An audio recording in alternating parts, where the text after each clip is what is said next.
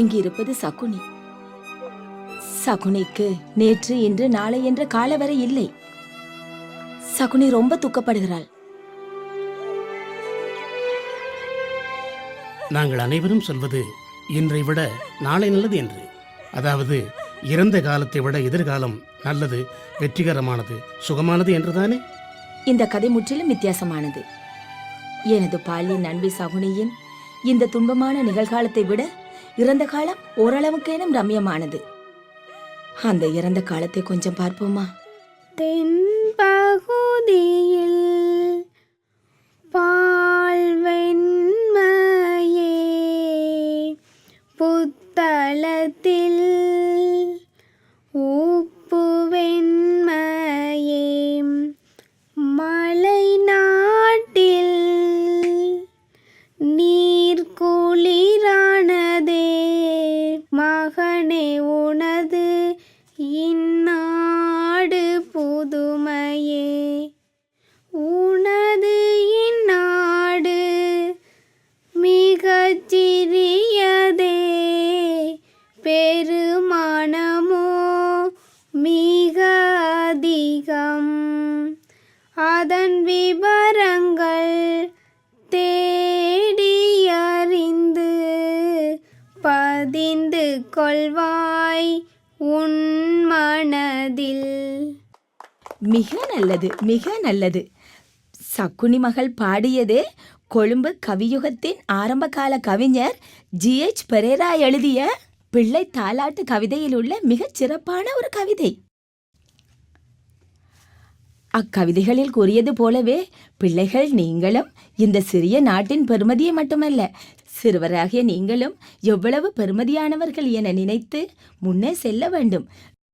சரியாக எமது சக்குனி மகளைப் போல. நல்லது, இப்போது எல்லாரும் எழுந்திருங்கள். வணக்கம் பிள்ளைகளே.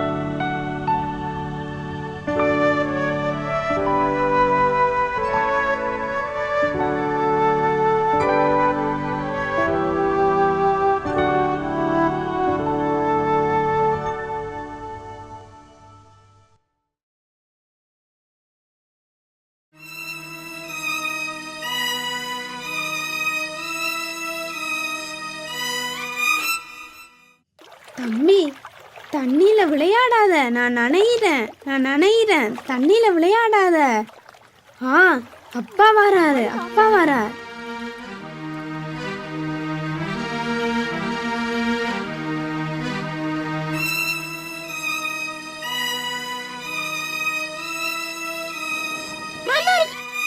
தண்ணி விளையாட்டு நல்லா இருக்கு. இப்படி விளையாடிக்கிட்டு இருந்த கல்லையா திங்கிறது? வாங்க வாங்க, இந்த டிப்பர் வந்திருக்காங்க. நாங்க எல்லாரும் ஒன்னா சேர்ந்து கல்லை உடைச்சு அதுல ஏத்திக்கிட்டோம்னா முதுகெலும்போட ஒட்டி இருக்கிற வயிற்ற கலட்டி கொள்ளலாம். வாங்க வாங்க.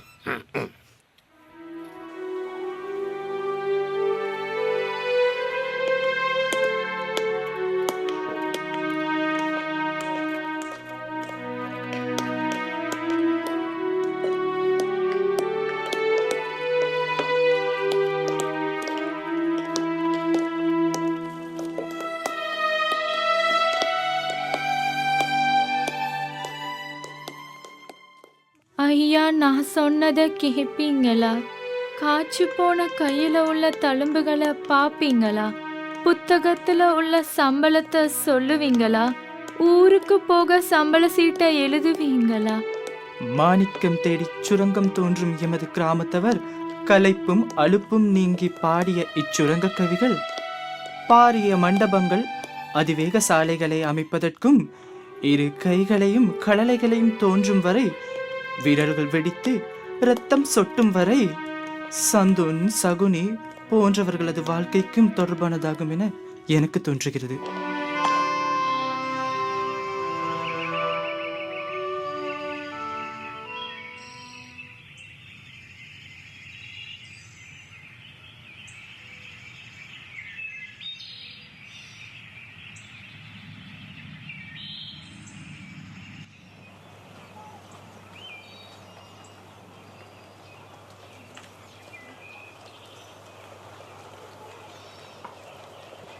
முதலாளி மாமா, எங்களுக்கு கடனாக 2 புத்தகங்கள் தர முடியுமா?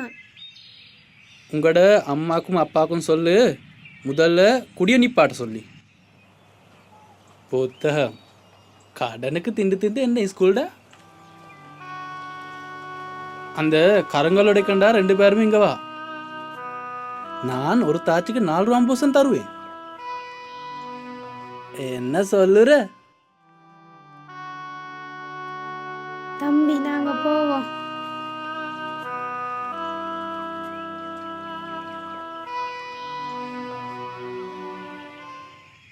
சகுனி, உனது பெயரின் கருத்து குருவி என்பதாகும். கருணையுடன் குளிர்மையையும் சேர்த்து கொண்டால் உனது பெயரும் பொருத்தமாகும் சந்துன். சகுனி, ஒரு நாள் ஒரு கவி ஒரு குருவியிடம், நீ ஏன் குருவியே எப்போதும் சிறுகீதங்களே பாடுகிறாய் என கேட்டான். அதற்கு அந்த குருவி, எனது வாழ்க்கை மிகவும் சுருக்கமானது, அதனால் நான் சிறுகீதங்கள் பல பாடுகின்றேன் என்று கூறியதாம். சின்னஞ்சிறிய எமது மனங்களும் அந்த குருவிகளைப் போலவே ஆகும். எமது சிறுபிராயமும் அந்த குருவிகளைப் போலவே மிகவும் சிறியதாகும்.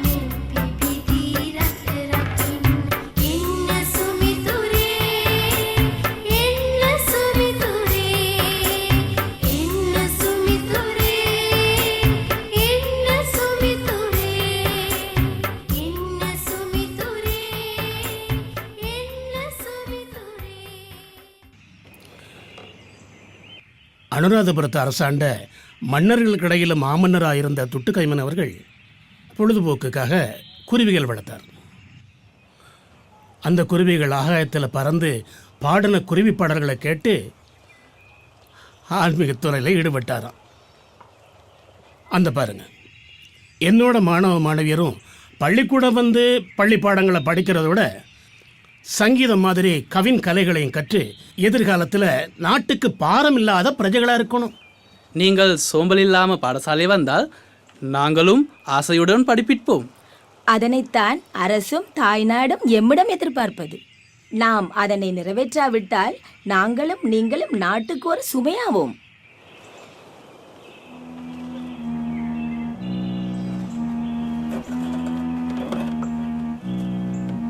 நான் போய் பார்த்துட்டு வரேன்.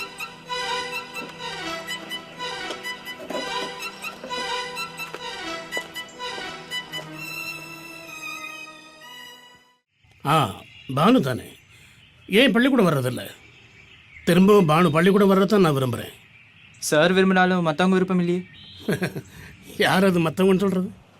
என்னை பார்த்து கழுத, எருமை மாடு, ஊதாருன்னு மாடு மேய்க்கத்தான் லைக்னு சொன்னவங்க எல்லாம். சரி சரி சரி சரி, நாங்கள் அதையெல்லாம் ஓய்வான நேரத்தில் பேசுவோமே. இப்போ பானு என்ன செய்ய நினச்சிக்கிட்டு இருக்கிறேன்? கடலுக்கு போவேன், இல்லைன்னா செங்கல் வெட்ட போவேன், அதுவும் இல்லைன்னா கருங்கல் உடைக்க போவேன். இன்னும் கொஞ்சம் நல்லா யோசிச்சு பார்த்து முடிவெடுத்தா நல்லது மகன். இன்னும் கொஞ்சம் காலம்தான் படிக்கலாம். இப்போ போ. சார், ஏன் பானு? நான் சகுனியோட பேசணும். சகுனியோட? அது ஏன்? அது உங்களுக்கு தேவையில்லையே. பானு, பிரத்தியாருக்கு பாடசாலை பிள்ளைகளோட பேச அனுமதிக்க முடியாது, அதான் சட்டம். நான் வெளியால் இல்லை, நான் தான் சகுனியை கல்யாணம் கட்டிக்க போகிறேன். பானு, பாடசாலைக்கு உள்ள வர ஒன்றை என்னால் அனுமதிக்க முடியாது. இது ஒரு பள்ளிக்கூடம், இங்க படிக்கிறது பிள்ளைகள், இங்க கல்யாண பொண்ணுங்க இல்லை.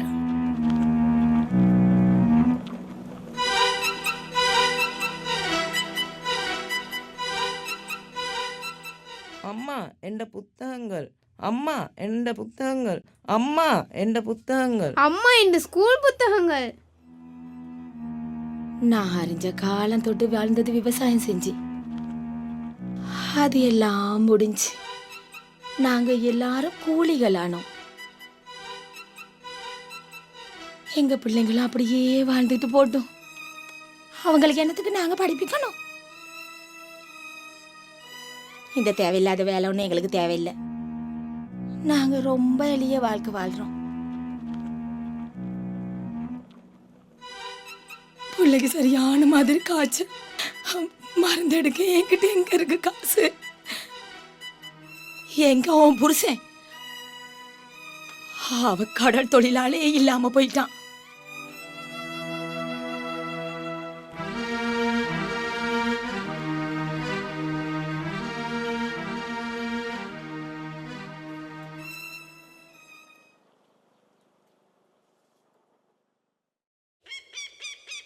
கரைக்கு வா தம்பி.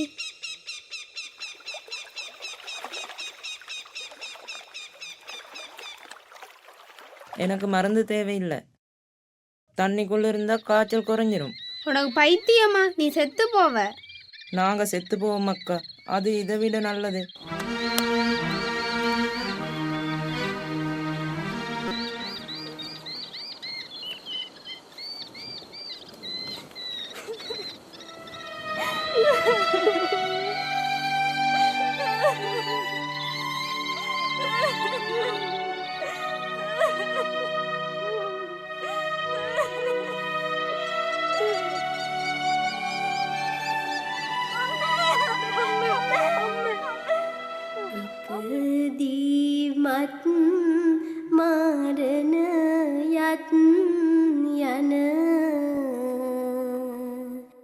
பிறப்பிற்கும் மரணத்திற்கும் இடையிலுள்ள காலத்தில் மரணத்திற்கான நேரம் உறுதியற்றது.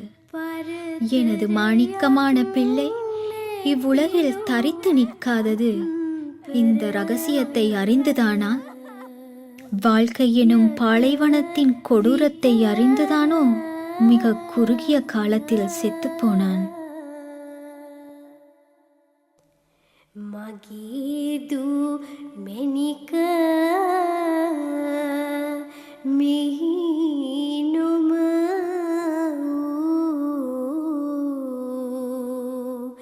ඒ නතර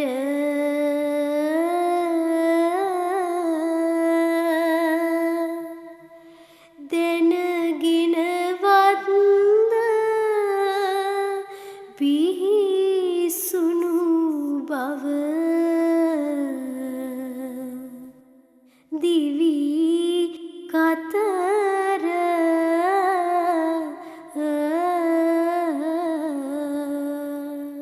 அழகிய பிள்ளை பருவத்தில் தனக்கு வரும் சவால்களை நன்கு சமாளித்த சக்குனி இளமையில் மணமுடித்ததால் கணவனையும் பிள்ளையும் இழந்தாள். புத்த பெருமானின் காலத்தில் இவ்வாறானவர்களுக்கு அவரின் உதவி பெறப்பட்டது. இருந்தாலும் அனாதரவான சக்குனி போன்றவர்களுக்கு உண்மையிலேயே ஆதரவளிப்பது யார்? இப்படி நடந்தது யாரால், எங்கு ஏற்பட்ட தவறால்? இந்த காரண காரியங்களையும் ஆராய்ந்து பார்த்து இயற்கை உதவி செய்வதென்னவோ உண்மைதான். ஆனாலும் நீங்கள் இவர்களுக்கு உதவி செய்ய வேண்டியவர்கள் என்பதை நீங்கள் நம்புங்கள். நாங்கள் விடைபெறுகிறோம். நீங்கள் அனுமதி தாருங்கள். ගම්ගොඩ වටා මෝරණ වන ලැහැබ මෙන අහුමුළු නෑරසිය අනස இறைவன் யாவரையும் மூளை முடுக்கெல்லாம் அவதானிக்கின்றான். அவரே எல்லோரையும் பாதுகாக்க வேண்டும். ායක දෙන ගොදුරුගෙන මේ අය රකිනු මැන යන එන සියලු තැන